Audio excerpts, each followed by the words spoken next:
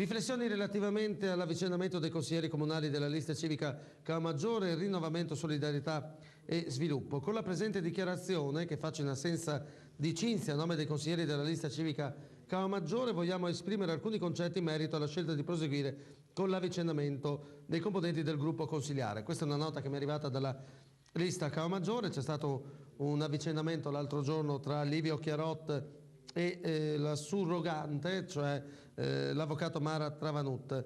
La nota dice: il Consiglio rappresenta un momento importante per la vita della lista civica Caomaggiore e si manifesta nella capacità di governo. Noi di impegni ne abbiamo presi 2, ricordano: svolgere un'opposizione dura e ragionevole, inondandovi di interrogazioni, interpellanze, mozioni e proposte di delibera, e la stiamo facendo. 2, dare la possibilità a tutti i nostri giovani di vivere l'esperienza in Consiglio Comunale per crescere e prepararsi, così facendo a governare Cinto. Il motto è rinnovamento, solidarietà e sviluppo. Noi vogliamo dare l'esempio testimoniando al Paese che non tutta la politica è interesse per la Calega o per i Schei.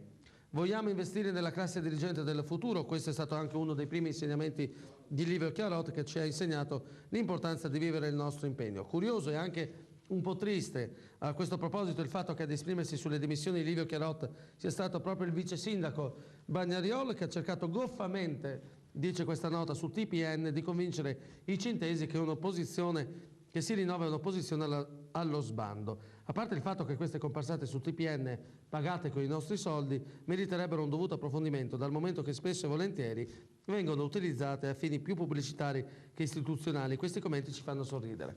Ora, io non so chi firma questo comunicato stampa meritevole di una risposta.